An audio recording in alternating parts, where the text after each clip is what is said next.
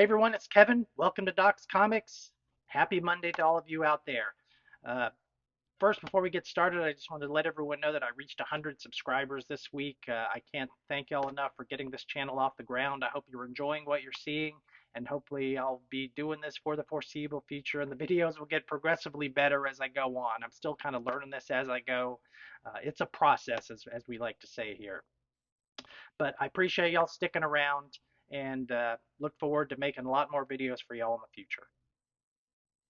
So it is Monday. That means I have some good news and some bad news, unfortunately. The bad news is that on Mondays I normally do my new comic pickup videos, but I've had pretty wretched luck finding books this week. I think I've gotten a grand total of 2 comics throughout the entire week from everywhere, eBay, online, elsewhere, my LCS, etc. And so I'm going to hold off on those and do one next Monday that will take 2 weeks into consideration. The good news is, since I need a filler, I'm going to do something that I probably should have done a few weeks ago, and hopefully it's something that y'all will enjoy. I'm going to give you a tour of my comic room, or as I like to call it, the Nerd Vault. So this area was a big selling point for me when we decided to buy this house a few years ago, and it pretty much has everything that anyone could hope for in a proper comic room. So I'm going to carry the phone around. It's probably going to be a little shaky here and there, so bear with me, but we're going to give you a tour of all the little nooks and crannies of the area and show you some of my shelves, some of the things that I have on the walls, and just what I surround myself with to keep myself comfortable and to help me enjoy the hobby. So hang around with me. Let's take a walking tour and let's get right to it. So I'm at the bottom of the stairs. We're going to head up and check everything out. It's 16 steps up the stairway, and we are coming up to the man cave. I'm going to give you a nice little panorama here first, and then we will check out everything kind of individually. So it's a pretty big room. I haven't measured it, but it's 500 square feet or so. That's where we came up from.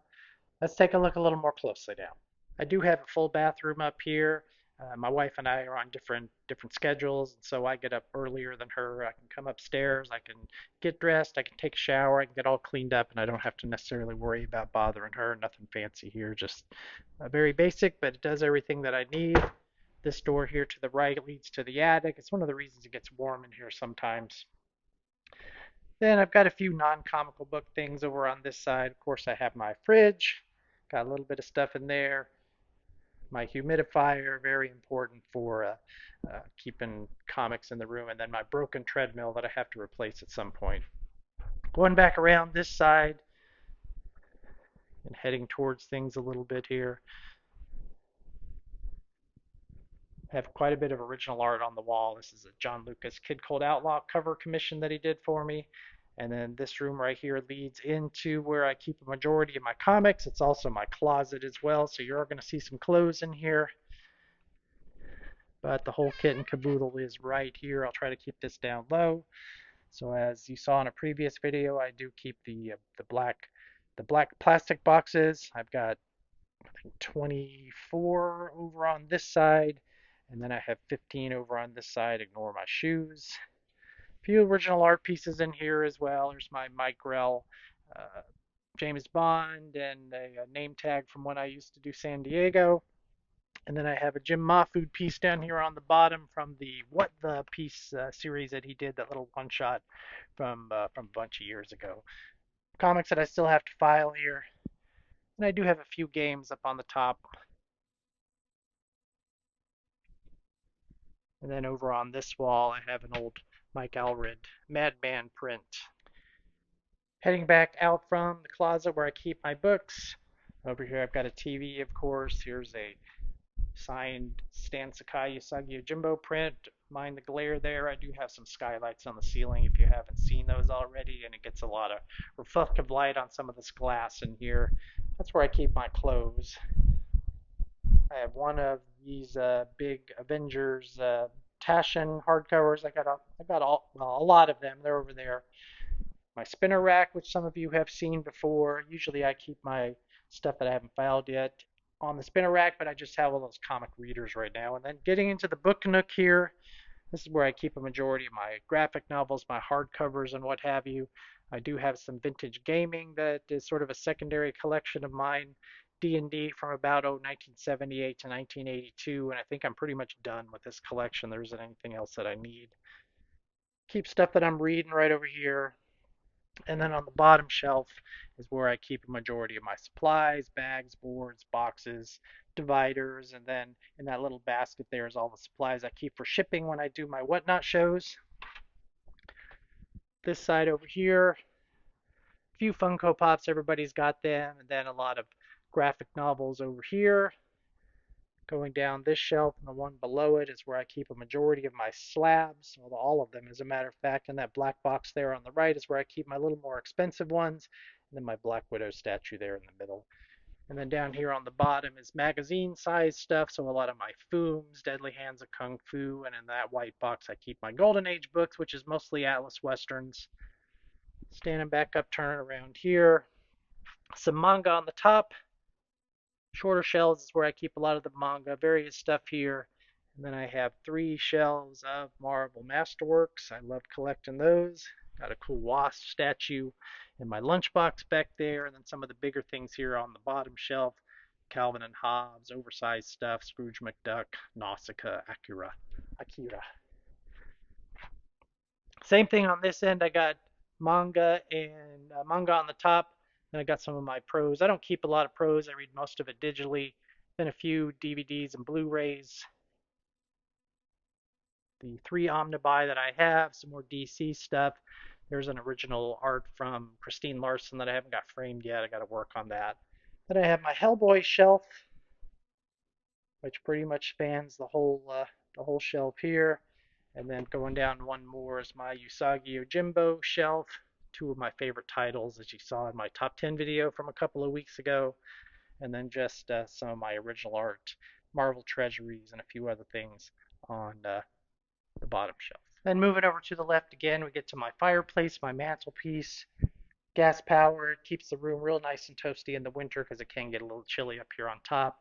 And then above my mantelpiece, of course, I got my Jack Kirby Rawhide Kid page. There's James Bond's Aston Martin.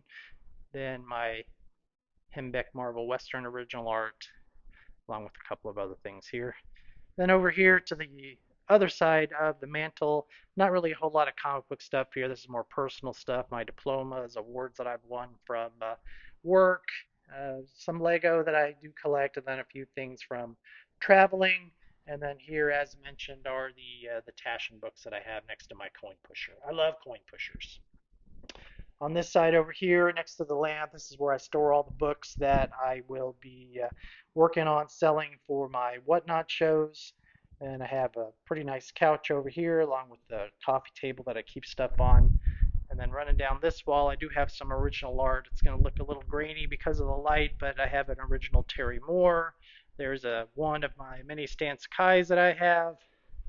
Here is a Bruce Timm print, Thieves and Kings, Mark Oakley original page, and then one of many pieces from Matt Kent that I have as well that he did for me. Gosh, this one's almost 20 years old now. Do have a ceiling fan. Here's kind of the whole thing over on this side. So this side is mostly the comic book area. I really love it. I have a lot of fun in here. I find it reassuring. I find it comforting to be around the things that I love. And as I mentioned in the intro of the video, this allows me to get away from the craziness of the world, settle down, read some books, watch some TV, do something just for me up here. And then when my family wants to get rid of me for a while, I can also come up here. So that's pretty much it. Looking at it on the other side, you can see that it's sort of a long and narrow room, pretty well lit, although I do get some glare.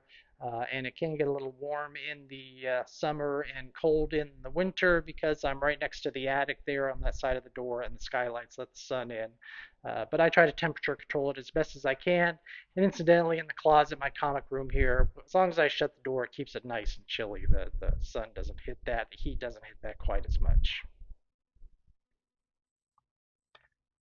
So that's a little bit of a walking tour of my nerd vault. I hope you enjoyed it. It's a place for me to get away from the insanity that seemed to be surrounding us just about every day anymore.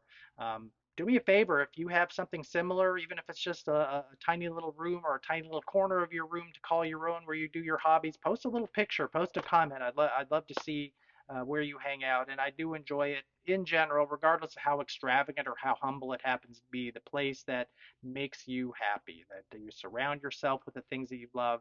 So please do that.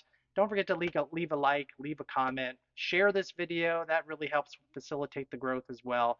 I will see you on Wednesday when we talk about whatever the next thing is that pops into my head. So y'all have a nice week, and we'll see you then.